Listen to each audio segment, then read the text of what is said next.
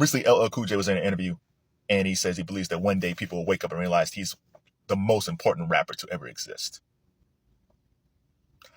I gotta agree with that. I've long held that LL Cool J is probably one of the most underrated icons in hip-hop history.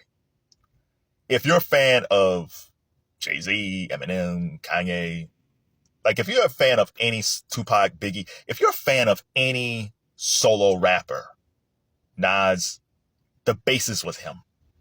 He was the foundation of solo rappers. Now, if you want to say Kurtis Blow was the first superstar of hip-hop, he was.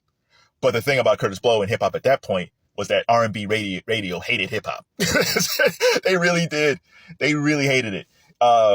And, Christmas rap was always on. Like, even now, it's the Christmas season. So you're going to hear a Christmas rap by Kurtis Blow. But that's the only song. They might have played the breaks. And I think Kurtis Blow fashioned himself as, a sex symbol type in hip-hop. But it just didn't carry over as much. But yeah, he's probably the first one. And then eventually Houdini and Run DMC kind of broke that door a little bit down for R&B. But when it comes to solo acts, LL is, I don't know what hip hop would be without him. And I'm not even talking about radio, and I'm not even talking that his debut album. I'm not even talking about the first 12-inch for I Need a Beat. I'm going back to Krush Groove. He was only on the screen for less than a minute and a half. Go on YouTube and type in LL Cool J and Krush Groove. And I remember going to the theater as a kid. And Krush Groove was great because, the Fat Boys was the main story of that. Even though it was supposed to be about Russell Simmons, played by Blair Underwood. it's like Russell is I want him to play me. It's like he looks nothing like you, man. But Blair Underwood came out of this. Blair's been around for 40 years now. Next year. Krush Groove, I think, will be 40, next year. So Blair comes out of that later. But the first burst of energy were the Fat Boys. The Fat Boys came out of this. Their first two albums, especially their debut album, was fantastic. Kurtis Blow, I think, produced their first album.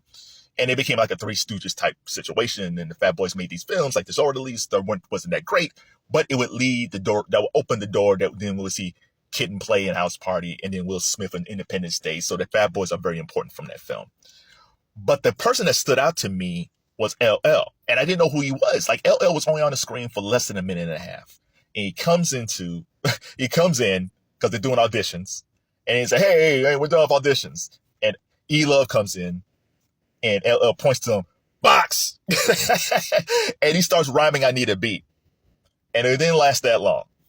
And when I left out of the movie theater, I was like, yeah, the Fat Boys are great. I love the Fat Boys. But who was that other dude? Because I didn't know what his name was. He said it really fast. I don't know who that guy was, but he's really good. And I didn't hear anything again until they dropped the I Need a Beat.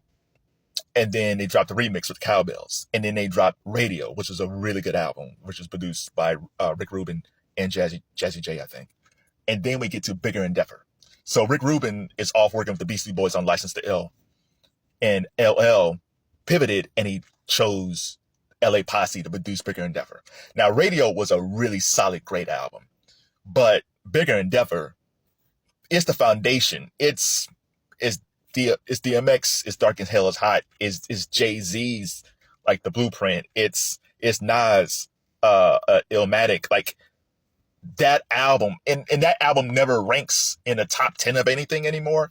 But that Bigger Endeavor was so pivotal in a lot of ways. Where it's almost you took this kid who's almost a battle rapper who was successful in his debut album, but then he kicked it up a notch. And the song that did it is not my favorite Cool J song, but I understand it, is I Need Love. There's other guys who made slow tracks in hip hop. Whistle had that song, Do We Have a Chance for Our Love, but they were singing it, right? So you always had kind of some slow songs in there. But One Love by Houdini, I love. But I Need Love broke the door down. Because as much as I like One Love by Houdini, they weren't really seen as sex symbols. LL Cool J was seen as a sex symbol. And that foundation of now I'm doing something different. I'm doing something for the ladies. I'm this hard rapper, right? I did I'm Bad, Candy. I'm a hard rapper. I did Radio. I Need a Beat. I'm doing all these tracks and now I'm doing something for the ladies. And I'm being very vulnerable when I'm doing this. I'm not being big, bad LL. I'm being a softer LL with my girl, right? Which was a risk, right? Because dudes could have said, why you so soft, man? Why you so soft? But it didn't. So the dudes might not have liked it. They probably wanted the harder stuff, but the ladies liked it. And that's sort of template where dudes started just doing, make sure they had a track for the ladies on every song. We might not get the Mary and Method track, All I Need. We might not get that track if it wasn't for I Need Love, right? Which that Method and Mary track is my favorite track, one of my favorite tracks, right? But we wouldn't get that with I Need Love. And the whole superstar thing, we probably wouldn't get a Pac and a Biggie and all these guys if LL didn't establish himself as a superstar. And he did this when Run DMC was on top with Walk This Way. He's doing this where the Beastie Boys was running high with License to Ill. LL wasn't getting a lot of commercial, was a lot of crossover stuff at that point. But eventually, once we get to Mama Said Nike, that's the thing that kicked everything off. So we get to the third album, right? The third album, Walk Like a Panther. The LA Posse had broken up, so it was a disjointed album, and the album was kind of like, I'm that type of guy. It's just very, very underrated. That group is underrated. The way he rapped on that was very underrated. And then, at the end, we get Marley Marl doing a remix of the Jiggling Baby, which leads to Mama Said Knock You Out. We get Mr. Smith. We get all these great albums, even like 14 Shots to the Dome, which wasn't a great, like almost like his gangster album type stuff, but it was good stuff that comes out of that. Like, I don't think we talk about his longevity as an artist. And he didn't work with the same producers all the time.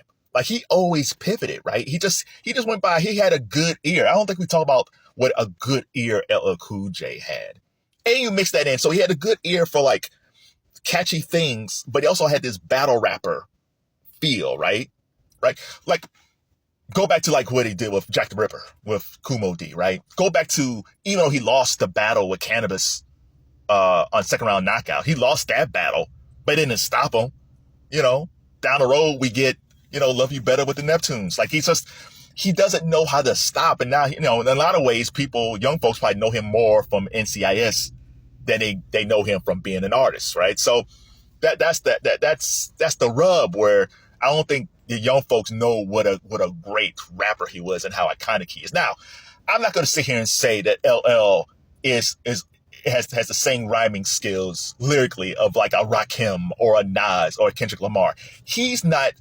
If you look at his lyrics, he's not as intricate or as in depth he was. But the attitude, but if he had to, you will always, for the most part, always lose in a battle against him. He will tear you up, and very clean. The one thing I always loved about Jack the Ripper was no cursing. You could go through that whole song, man. It's like no cursing, just straight lyrics. So is LL Jay-Z when it comes to lyrics? No, he's not. But is he far more charismatic than Jay? Yeah. So I'm sure when these things happen, when they say, well, who's the greatest rapper of all time? And he's looking at the list, then they have like the same names. You have like Jay, Jay-Z, Big, Pac, Nas, Rakim. Like, I'm sure he looks at this list saying, like, I understand why these guys are on it, but these guys wouldn't be here without me. You take me out of the equation, and who are most of these dudes? And he's right. He is absolutely right. But I swear to God, I don't think LL Cool J will ever really get his full due. And I've heard interviews where he said, there's a lot of stuff I did on production, I just didn't really talk about it. And he's like, it's true. You didn't hear about rappers talk about, well, I helped produce this track and things like that. No, we just saw them as rappers. So no, I do think LL Cool J is, as he says, he is probably the most important rapper ever to exist, right? Because usually when they talk about the history of hip hop, they always go to the Sugar Hill Gang, Rapper's Delight, and it's like, oh my God, where would hip hop be without Rapper's Delight? And it's true, like Rapper's Delight opened a lot of doors for the first phase of hip hop. But once we get to the next phase of hip hop, which will open doors for superstar rappers in the 90s, that's James Todd Smith, aka LL Cool J, aka ladies love James Todd. He's good, man. Just go through discography. He's good.